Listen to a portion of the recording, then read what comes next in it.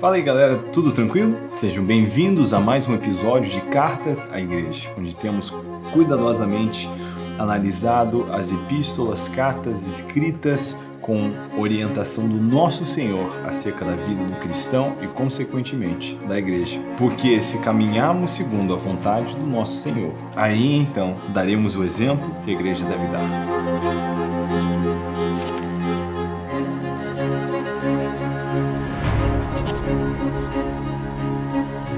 Vamos ler hoje Tiago no capítulo 3, o cuidado com a língua. Meus irmãos, muitos de vós não devem ser mestres, sabendo que seremos julgados de forma mais severa. Eu já vou fazer uma pausa aqui, porque de novo, já começa no murro. A gente tem que ser muito cuidadoso com o que a gente diz. E muitas pessoas almejam essa posição de mestre, de ensinar, de trazer ensino, orientação, exortação ao corpo, né? O que é um dos chamados que o Senhor tem para alguns de seus discípulos é esse, um lugar de mestre, de ensino. Mas isso não pode ser simplesmente almejado sem o entendimento de que os mestres serão cobrados com maior rigor. De maneira severa, o Senhor Jesus nos adverte que seria melhor amarrar uma pedra no pescoço e se jogar no mar do que, através de um ensino falso, conduzir os seus pequeninos a tropeçar. Então, deve haver da nossa parte um cuidado muito grande. Quando eu me senti chamado da parte do Senhor para ensinar, isso foi uma alegria que veio com um grande temor, né? Sabendo que você é cobrado por cada palavra. Então, eu tento ser muito cuidadoso para nunca sair da minha alçada, entender, né, que a minha maturidade ela é pequena, eu falo, né, acerca das coisas que eu creio ter um pouquinho de competência para falar e me esforço para não sair do que é o meu lugar. Tento frequentemente lembrar as pessoas que não estou, né, falando aqui, né, de uma posição pastoral, não é esse o meu lugar. Eu sempre venho, através das pregadinhas, trazer uma palavra como um irmão em Cristo Jesus, buscando o fortalecimento da sua fé. Mesmo assim, eu entendo que você é cobrado pelo Senhor cada uma dessas palavras. Então, cuidado, você que quer ensinar, né, lembre-se disso. Meus irmãos, muitos de vós não devem ser mestres, sabendo que seremos julgados de forma mais severa. No versículo 2 ele continua: todos tropeçamos em muitas coisas. Se alguém não tropeça no falar, esse homem é perfeito e capaz também de refrear o seu corpo inteiro. Se colocamos freios na boca dos cavalos para que nos obedeçam, então conseguimos dirigir-lhes o corpo todo. Vede também os navios, embora tão grandes e levados por ventos impetuosos, são conduzidos por um pequenino leme, para onde o timoneiro quer. Assim, também a língua é um pequeno membro do corpo, mas se gaba de grandes coisas. Vede como um grande bosque ensediado por uma faísca. Nós vamos continuar já no versículo 6, mas acho que vale a pausa aqui para analisarmos o que estamos lendo. Tiago diz o seguinte: se alguém é capaz de controlar a língua, então vai controlar todo o corpo. Nós precisamos ser muito cautelosos, como já fomos grandemente advertidos em diversas ocasiões aqui na Epístola de Tiago, a refrearmos a língua, a cuidar com o que nós vamos falar. Porque se nós vamos deixar a língua falar coisas descontroladas, isso vai ter um proceder fora do espírito de sofronismos, de autocontrole, que é parte, né, do espírito que recebemos para a vivência da igreja, poder, amor e autocontrole. Esse é o espírito que nós recebemos. Então, logo, precisamos, né, saber ouvir, estar prontos para ouvir, ser tardios para falar e ainda mais tardio para nos irar, como vemos mais cedo. Quer dizer, nós devemos pensar antes de falar. A gente tem que não deixar a língua sair descontrolada, porque às vezes pensando a gente já fala coisa que não é muito inteligente, imagina sem pensar. Então a gente precisa ser muito cuidadoso e entender que quando a gente controla a língua, a gente vai saber controlar todo o nosso corpo. Como um timão que direciona um navio, como as rédeas que direcionam um cavalo, assim também a gente precisa saber conduzir a nossa língua, administrar a nossa língua, as nossas palavras, porque Provérbios 18, 21 diz que vida e morte estão na ponta da língua. Então cuidado com o que você declara, né? Não declare palavras de morte, declare palavras de vida. Uma vez que nós não chegamos às pessoas segundo a carne, mas sim, né, segundo o Espírito, também queremos declarar coisas segundo a visão celestial que devemos ter pela parte do Senhor acerca das pessoas.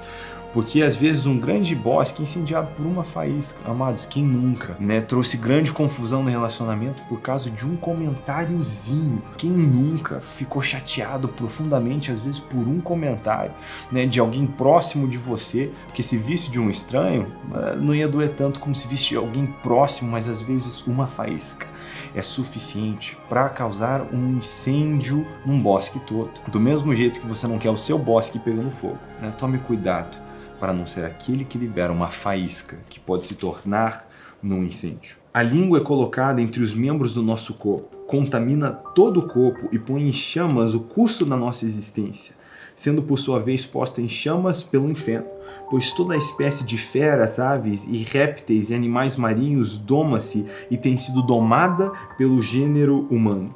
Mas nenhum homem pode domar a língua. É um mal que não se pode conter, está cheia de veneno mortal. Com a língua bendizemos ao Senhor e Pai, e com ela amaldiçoamos os homens feitos à imagem e semelhança de Deus. Da mesma boca procedem bênção e maldição. Meus irmãos, isso não deve ser assim. Será que da mesma fonte podem jorrar água doce e água amarga? Tiago bate forte, né, gente? Mas é uma realidade. Será que da mesma fonte pode estar jorrando água amarga e água doce? Como é que podemos bendizer a Deus, então amaldiçoar os homens feito à sua imagem e semelhança? É uma orientação bíblica que não devemos desprezar, mas como podemos dizer amar a Deus a quem não vemos, se não amamos a nossos irmãos a quem vemos?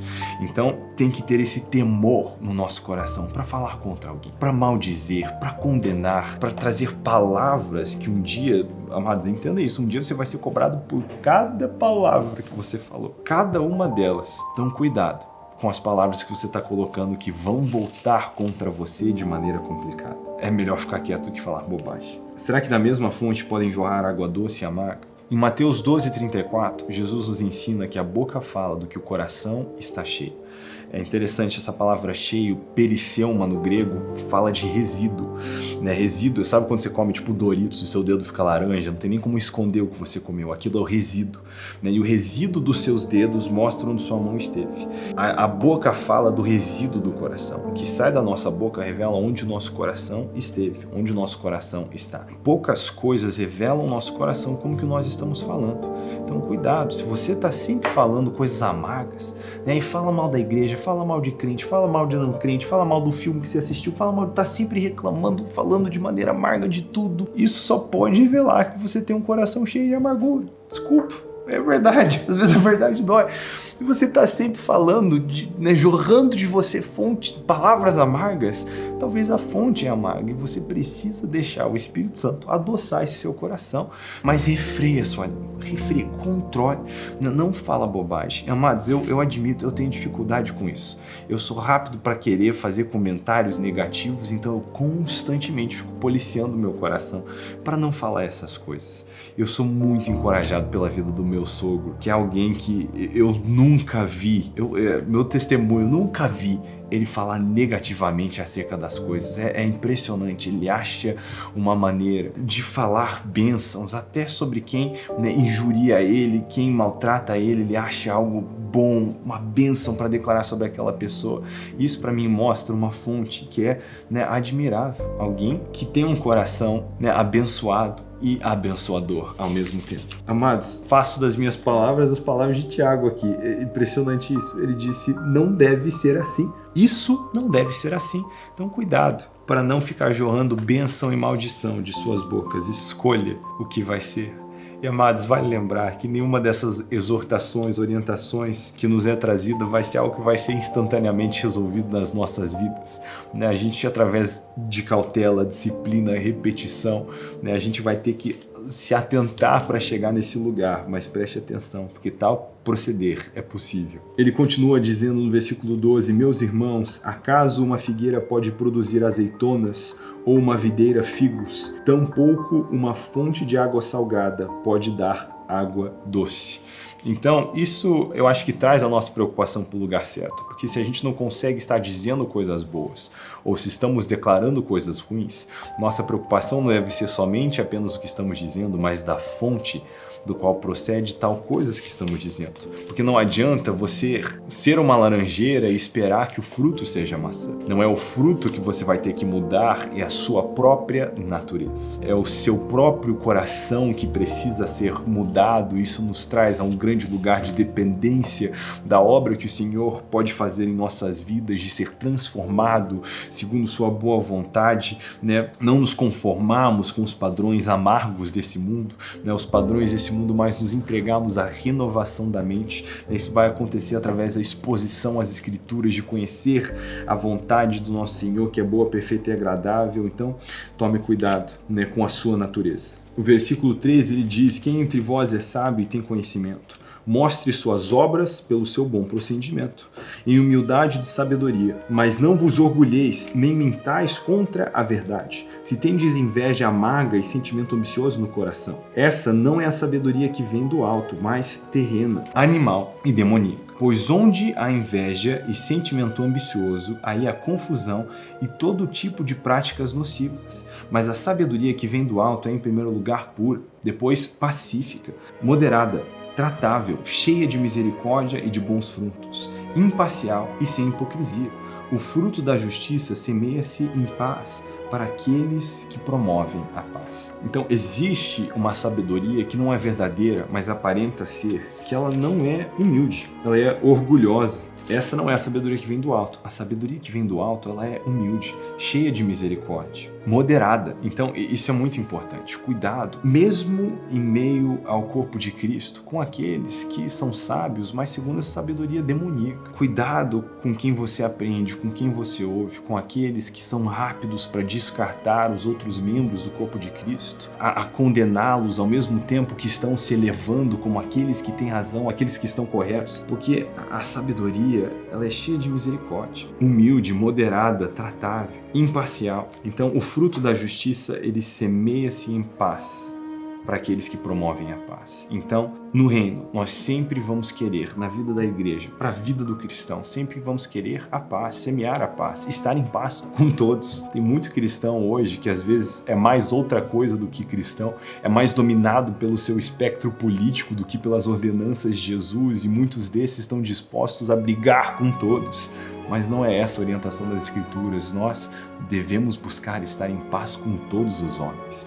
Para isso, precisamos semear em paz e promover a paz, vivendo nessa sabedoria do alto que é cheia de misericórdia. Então, muito cuidado com o que você ensina, que você vai ser cobrado em maior rigor. Os mestres serão cobrados em maior rigor. E muito cuidado com o que você ouve. Muito cuidado com aqueles que são falsamente sábios, que manifestam sua sabedoria com falta de humildade, falta de misericórdia e disposição de descartar os membros alheios de Cristo. Porque todo aquele que ama a Cristo, ama também a sua igreja. E todo aquele que ama a igreja, deseja ver misericórdia triunfando sobre julgamento. Isso é algo que se torna claro lendo Tiago. Como que posso eu desejar o julgamento sobre o servo alheio, em vez de desejar misericórdia, e que essa misericórdia o conduza ao arrependimento? Esse é o intuito, né, da misericórdia, é nos conduzir ao arrependimento. Mas como que eu posso livremente descartar, falar contra, sem ao mínimo dobrar os meus joelhos? Precisamos cuidar para não viver assim, porque o nosso desejo para todo aquele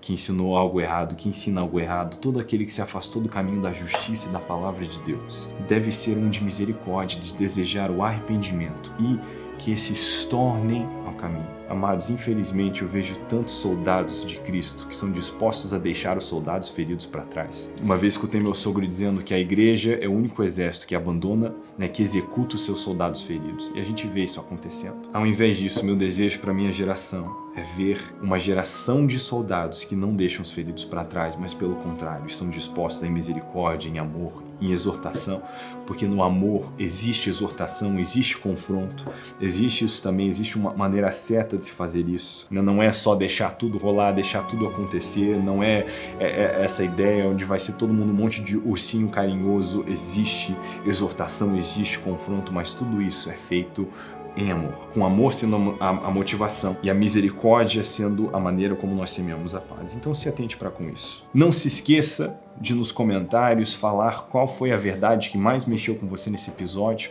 e qual uma maneira prática, né, de exercer essa verdade que mexeu com você. E eu quero também, né, prometi deixar recomendações de fontes adicionais, leituras, outros vídeos, outras mensagens, e vamos fazendo isso ao longo dos episódios, mas eu quero recomendar 2 livros pertinentes a esse tema, né, do controle da língua, da fala, de cuidar com o que falamos.